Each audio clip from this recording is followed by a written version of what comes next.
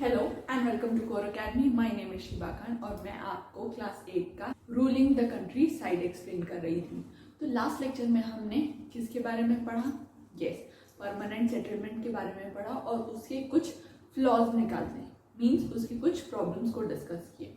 आज हम पढ़ेंगे, आज का टॉपिक रहेगा a new system is divorced which is Mahalwari system. आज हम पढ़ेंगे महलवारी सिस्टम के बारे में। तो क्या है ये महलवारी सिस्टम, क्यों इंट्रोड्यूस किया था, ये जानने की कोशिश करेंगे। Company required more money to meet it expenses of administration.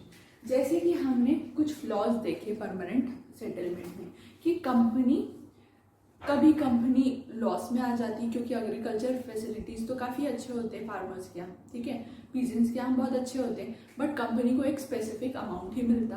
कभी तो एग्रीकल्चर उतना प्रॉस्परस था ही नहीं, तो वो लोग कैसे उतना टैक्स पे करते। ये दोनों कंडीशंस वहाँ पे प्रेजेंट थी, ठीक है। तो अब देखेंगे महलवारी सिस्टम में वो सारे फ्लॉज को जो परमानेंट सिस्टम में कमी थी उसको कवर करने के लिए महलवारी सिस्टम को लाया गया। Is that clear? तो कंपनी का मेन पर्पस क्या था कि वो प्रॉफिट अर्न करे किसी ना किसी तरह से, ठीक है।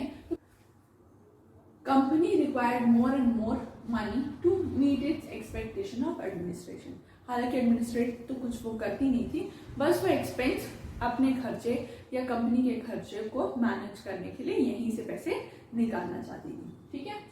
It was mostly spread in northwest part of Bengal provinces. Mahalwari system एक स्पेसिफिक एरिया में पहले स्टार्ट किया गया जो कि आज का एक प्रेजेंट यूपी एरिया आप मान के चलिए, ठीक है, जो कि वेस्ट बंगाल का नॉर्थ वेस्ट पार्ट था, ठीक। Holt Mackenzie was the person who introduced this Mahalwari system. Holt Mackenzie was the person who introduced this Mahalwari system, ठीक है। महलवारी क्या है? देखिए नाम समझिए, महलवारी, ठीक है, ये अपने विलेज को ही सबसे बेस्ट मानते हैं, तो विलेज को अ काइंड ऑफ महल की तरह से डिनोट किया गया वे लोगों ने, ठीक है। तो village was an important social institution. उस दौरान आज भी विलेज को एक बहुत ही इम्पॉर्टेंट प्लेस माना गया है जहाँ पे सोशल इंस्टीट्यूशंस मीन्स क्या? जहाँ पे लोगों का एक साथ उठना बैठना हो, जहाँ पे सोसाइटी आके एक दूसरे की बात करती हो, ठीक है, कई लोगों का आपस में मिलना जुलना हो, इस एरिया को सोशल इंस्टीट्यूशन कहेंगे। Is that clear? आगे बढ़ते हैं। तो मैंने अभी आपको बताया village was an important institution, ठीक है। तो महलवारी सिस्टम क्या है? An estimate revenue of each plot. एक विलेज का पूरा एरिया ले ले, मतलब पूरे विलेज को देखते हैं, एक पूरा विलेज का एरिया लिया जाता है, वहाँ पे एग्रीकल्चरल प्लॉट्स जितने भी खेती किसानी वाले एरिया है उसको कैलकुलेट करके उसको ऐड किया जाता है, देन उसको डिवाइड किया जाता है पर पर्सन, जितने भी फार्मर्स हैं उस एरिया के, तो उससे ये पता चल जाएगा कि उस एरिया में इतने फार्मर्स हैं और उनका इतना प्लॉट है। क्लियर है बात? यहाँ तक आपको समझ में आई? तो an estimate revenue of each plot within a village was added up to calculate the revenue that each village मतलब ऐसा हर विलेज में किया जाता है और हर विलेज को एक और पर विलेज को महाल कहा गया, ठीक है, एंड हैड टू पे द टैक्सेस, और इससे उनका टैक्स निकलेगा। समझ में आ रही है बात? एक पूरा एरिया लिया जाएगा, एक पूरे विलेज को लिया जाएगा, वहाँ पे जितना भी फार्मिंग एरिया है, जितने भी एग्रीकल्चरल प्लॉट्स है, उसको टोटल ऐड करेंगे, फिर उसको डिवाइड कर देंगे पर पर्सन या पर फार्मर से। उस पर पर्सन का प्लॉट एरिया भी समझ में आ जाएगा और उसकी अर्निंग क्या है ये भी समझ में आ जाएगी। Is that clear? तो इस तरह से कैलकुलेट करते थे महलवारी सिस्टम को, ठीक है। महलवारी टैक्स को इस तरह से कैलकुलेट किया जाता था। How the revenue was estimated. अब ये तो पता चल गया कि पर फार्मर के पास कितना एरिया है, फार्मिंग एरिया है या एग्रीकल्चरल एरिया है, उसमें हम ये कैसे बताएंगे कि उस एरिया का टैक्स कैसे निकलेगा। तो उसके लिए कलेक्टर को अपॉइंट किया गया था, who went village to village inspecting the land measuring of the field. उस एरिया को इंस्पेक्ट करने के लिए कलेक्टर को अपॉइंट किया जाता था, who went village to village, जो हर विलेज में जाके हर फार्मर की लैंड को इंस्पेक्ट करता था कि वो कितना ऊंचा हुआ है, ये प्रॉफिटेबल, ये उन फार्मर्स को प्रॉफिटेबल है कि नहीं, ठीक है। लैंड को मेजर करते थे और फील्ड्स को भी मेजर किया जाता था। Amount was to be raised periodically. अब ऐसा नहीं था कि एक बार फिक्स करके छोड़ दिया गया, ठीक है। अमाउंट को रिवाइज किया जाता था, मीन्स दोबारा से चेंज कर सकते थे। It was not permanently fixed. उस स्पेसिफिक अमाउंट या उस स्पेसिफिक टैक्स को परमानेंटली फिक्स नहीं किया गया, ये समझ लीजिए, ठीक है। Village head used to collect the taxes and pay it to the company. Village का हेड होगा, ठीक है। विलेज का हेड था, वो टैक्सेस को कलेक्ट करता था और कंपनी को देता था। कलेक्टर नहीं देता था। कलेक्टर का काम क्या था, वो सिर्फ लैंड को मेजर करने का काम करता था, कलेक्ट करने का काम नहीं करता था। लैंड को मेजर करता था और ये बताता था कि उनके टैक्सेस कितने होने चाहिए, और विलेज का हेड था, वो टैक्सेस को कलेक्ट करता और कंपनी को प्रोवाइड करता था। आई होप यहाँ तक आपको टॉपिक क्लियर है। नाउ अब हम पढ़ेंगे मुनरो सिस्टम के बारे में, जो कि है रैयत वारी सिस्टम। मुनरो सिस्टम को रैयत वारी सिस्टम या रैयत वारी सिस्टम को मुनरो सिस्टम भी कहा जाता था। इन south the Ryotwari and the Munro were introduced. देखिए, नॉर्थ वेस्ट में कौन था, महलवारी। परमानेंट सेटलमेंट वही नॉर्थ के एरिया में था। अब रैयत वारी कहाँ पे लाया गया, साउथ वाले एरिया में, ठीक है। Tried on a small scale bye captain Alexander red. ये एक पहले तो एक छोटे पैमाने पे शुरू किया, जो कि कैप्टन अलेक्जेंडर रेड के द्वारा शुरू किया गया, ठीक है। But this was initially introduced और developed by Thomas Munro. Thomas Munro ने इसकी नींव रखी, मींस थॉमस मुनरो ने इसे डिसाइड किया, इसीलिए इसे मुनरो सिस्टम भी कहा जाता है, ठीक है। रैयत वारी मींस रैयत का मतलब होता है small cultivators in the south area. अब आप ये सोच रहे होंगे साउथ एरिया में कैसे एस्टैब्लिशमेंट हुआ। याद करिए, एंग्लो मैसूर वॉर में टीपू सुल्तान हार जाते तो वो साउथ का पोर्शन था ना, मैसूर एरिया, तो वहीं से शुरुआत करते साउथ एरिया को भी उन्होंने कैप्चर करना शुरू कर दिया। तो ryot means small cultivator in the south India, ठीक है। There were not traditional zamindars. वहां पे कोई स्पेसिफिक या ट्रेडिशनल जमींदार नहीं होते थे, इसीलिए उन्हें रैयत कहा जाता था। क्या कहा जाता था, रैयत, ठीक है। Settlement was directly by the रैयत। जो सेटलमेंट होता था वो डायरेक्टली रैयत के द्वारा किया जाता था। कैसे, आइए बताते हैं। Their field had to be carefully and separately surveyed before the revenue assessment was made. जिस तरह से हमने महलवारी सिस्टम में देखा था कि कलेक्टर वहां पे लैंड को सुपरवाइज करते हैं, उसी तरह रेयर को यहाँ पे अथॉरिटी दी गई कि आप जाके लैंड को असेस करो, लैंड को चेक करो कि वो कैसा प्रोड्यूस कर रहा है, एग्रीकल्चर का प्रोडक्शन किस तरह से है, ठीक है। उस हिसाब से ही तो हम टैक्स फिक्स करेंगे, ठीक है। Revenue was not collected by individual separately. Her person को एक रेवेन्यू कलेक्ट करने के लिए एक सेपरेट पर्सन को नहीं रखा गया, ठीक है। This who collected the tax directly, colonial officers direct, या तो अब ब्रिटिश ऑफिसर्स या तो रेयर, इन दोनों के पास अथॉरिटी थी कि ये टैक्स को कलेक्ट करें। एक आर्ग्यूमेंट दिया मुनरो साहब ने, which was Munro thought that the British should act as a parental father. Munro सोचते हैं कि आप इंडियंस को ये बताओ कि वो ब्रिटिश की जो ब्रिटिशर्स है वो उनके पेरेंटल फादर्स है, मींस उनसे ज्यादा जानते हैं वो, ठीक है, इंडियन से ज्यादा ब्रिटिशर्स जानते हैं। तो ये थॉट प्रोसेस था किसका, मुनरो का, ठीक है। Munro thought that the Britishers should act as a parental father figure protecting the ryots under their changes.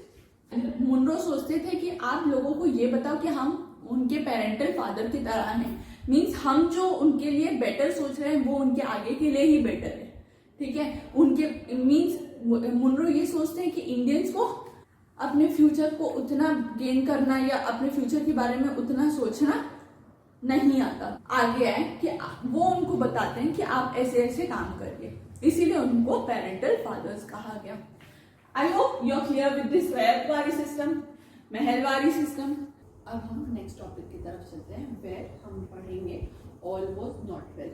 किसके बारे में, क्या सही नहीं था, जो कि सेटलमेंट या जो भी सिस्टम लेकर आए थे, जैसे कि permanent settlement, Mahalwari system, Ryotwari system, ये सारी चीज़ें सही नहीं थी। ठीक है, ये सारी चीज़ें सही नहीं थी। क्यों कह रहे हैं इसे? देखिए, परमानेंट सेटलमेंट लिमिटेशंस है कि उनको ये इतना पे करना है। ठीक है, महलवारी सिस्टम में हाई टैक्सेस चार्ज करते थे, हर पीजेंट्स को, हर फार्मर को हाई टैक्सेस देने पड़ते थे। वहीं रेयतवारी को भी अराउंड 55% से भी ज़्यादा टैक्स देना पड़ता था। ये रिस्पॉन्सिबिलिटी थी फार्मर्स की। ठीक है, इन दिनों हमने डिटेल एनालाइज कर चुका है ऑलरेडी। तो कहीं ना कहीं ये तीनों सेटलमेंट्स या ये तीनों सिस्टम कहीं ना कहीं फेल हो चुके थे। अब attempt to increase the revenue, basically Britishers की माइंडसेट ये थी कि रेवेन्यू को कैसे जनरेट करें, टैक्सेस को किस तरह से इम्पोज करें। क्लियर है? तो वो चाहते ही ये थे कि टैक्सेस जितने ज़्यादा से ज़्यादा इम्पोज कर सके हम लोगों पर या फार्मर्स पर, पीजेंट्स पर, उतना टैक्स हम इम्पोज करें। इसीलिए तो ये सारे सिस्टम लेके आए। ठीक है, बट ये सारी चीज़ें कुछ काम नहीं आई। ठीक है, desire to increase the income, मैंने अभी बताया, वो डिज़ायर करते थे, मीन्स सोचते थे, उनकी इच्छा थी कि वो सबसे ज़्यादा इनकम, वो मोस्टली ज़्यादा इनकम करें। ठीक है, the revenue demands were high, वही बताया गया है यहाँ। पीजेंट्स वर अनेबल टू पे द टैक्सेस, जब भूखमरी आ जाती, जब फेमाइन आ गया, तो पीजेंट्स टैक्स कैसे पे करेंगे? उनकी तो नॉर्मल लाइवलीहुड को ही कंटिन्यू करना पॉसिबल नहीं था। तब ये लोग टैक्स कैसे, किस तरह से पे करते हैं? टैक्स पे करना तो इम्पॉसिबल है, राइट? तो पीजेंट्स वर अनेबल टू पे द टैक्सेस, क्योंकि टैक्सेस बहुत हाई थे, है ना, फेमाइन आ गया था उसी बीच, है ना। तो इन सारी चीज़ों की वजह से टैक्सेस पे नहीं कर पाते थे। कौन? Yes, peasants. Optimistic officer had imagined the new system would transform the peasants into rich entrepreneurial farmers. Optimistic means जो दूरदृष्टा, मीन्स जो आगे की सोचने वाला। जो ऑफिसर्स थे, वो जो ऑप्टिमिस्ट ऑफिसर्स थे, मतलब जो फ्यूचर के बारे में सोचते थे, वो सोचते थे कि ये बहुत ही अच्छे सिस्टम्स बहुत ही अच्छे हैं, जो कि आगे फार्मर्स और एग्रीकल्चर लैंड्स को काफ़ी बेनिफिट करेगा। बट क्या ऐसा हुआ? नहीं, क्योंकि बहुत से लोग जो मिडिल पर्सन थे वही बहुत ज़्यादा पैसे चार्ज करने लगे या पैसे लेने लगे, और उन लोगों ने फार्मिंग की तरफ ध्यान दे दिया या फील्ड को बेटर करने की कोई कोशिश नहीं की, फील्ड्स को, एग्रीकल्चरल फील्ड्स को डेवलप करने की कोशिश नहीं की। ठीक है, तो इस तरह से काफ़ी चीज़ें खराब होती गई। एक एग्रीकल्चरल लैंड कितने दिनों तक बिना खाद और बिना मिट्टी के सरवाइव कर पाता? पहली खेती देगा, दूसरी खेती देगा, तीसरी या चौथी खेती तो नहीं देगा। ठीक है, बिना उसको ट्रीट किए, बिना उसको ट्रीटमेंट दिए बंजर भूमि हो जाता। तो इसीलिए आगे चल के यही हुआ, सारे फार्मिंग फील्ड एक बंजर भूमि की तरह उभर के आ गए। ठीक है, this could not happen, but this could not happen. वही बोला गया, जो ऑप्टिमिस्टिक ऑफिसर्स थे, वे लोग सोच रहे थे कि लैंड का डेवलपमेंट होगा, बट क्या ऐसा हुआ? नहीं हुआ। सारे पैसे ऑफिसर्स ले गए और मिडिल मैन ले गए। ठीक है, आई होप यहाँ तक आपको क्लियर होगा। अब तक हमने पढ़ा कि टैक्सेस किस किस तरह से लिए जाते थे। हमने पढ़ा परमानेंट सेटलमेंट के बारे में, महलवारी सिस्टम के बारे में और रैयतवारी सिस्टम के बारे में। इन सेटलमेंट्स में क्या क्या फ्लॉज थे ये भी हमने देखा। अब हम पढ़ेंगे क्रॉप्स फॉर यूरोप के बारे में। क्रॉप्स फॉर यूरोप, चलिए आगे आपको समझ में आएगा। एम ऑफ द ब्रिटिशर्स, आपको पता ही होगा एम क्या था। यस, पैसे सबसे ज़्यादा से ज़्यादा रेवेन्यू कलेक्ट करना। ठीक है, पैसे लेने। तो aim of the Britishers was first to collect the revenue. Second, अब धीरे धीरे जैसे जैसे ब्रिटेन में इंडस्ट्रियलाइजेशन आ रही थी, उस तरह ब्रिटिशर्स इंडिया में क्रॉप्स की डिमांड बढ़ाते जा रहे थे। किसकी डिमांड? क्रॉप्स की डिमांड बढ़ाते जा रहे थे। देखते हैं कैसे। Revenue, company focused on cultivation की तरफ फोकस करने लगी। किसकी कल्टीवेशन की तरफ? ओपीएम एंड इंडिगो की। इंडिगो और ओपीएम की कल्टीवेशन की तरफ ज़्यादा इंटरेस्ट दिखाने लगी। ओपियम क्या होता है? एक नशीला पदार्थ होता है जिसे यूज़ करने से नशा चढ़ता है। और इंडिगो क्या होता है? इंडिगो मीन्स नील, आप सब जानते ही होंगे, इंडिगो मीन्स नील। तो ब्रिटिश आप सब ने बचपन से ही सुना होगा कि ब्रिटिशर्स बहुत प्रेशराइज करते थे फार्मर्स को कि वो नील की खेती करें। हम उसी के बारे में ही डिस्कस कर रहे हैं। तो ओपियम और इंडिगो की डिमांड कहाँ? ब्रिटेन में बढ़ रही थी, क्योंकि वहाँ पे इंडस्ट्रियलाइजेशन शुरू हो चुका था। और पहली तो बात रेवेन्यू की हो गई, और सेकेंड बात रही क्रॉप्स की। अब country side provide crops that Europe required. Country side means village area. Europe में उस दौरान, मैंने अभी बताया, यूरोप में उस दौरान इंडस्ट्रियलाइजेशन शुरू हो चुका था। तो वहाँ पे जो नीड थी उस नीड को फुलफिल करने के लिए ब्रिटिशर्स यहाँ पे फार्मर्स को प्रेशराइज करते थे। जो भी रॉ मटेरियल्स चाहिए थे, जो भी कल्टीवेशन के जरिए उगा पाते, वो लोग फार्मर्स के ऊपर डिपेंड करते हैं। देखिए, इंडिगो जो है वो ट्रॉपिकल एरियाज में बहुत ज़्यादा ही अच्छी खेती करता है। ट्रॉपिकल रीजन मीन्स, देखिए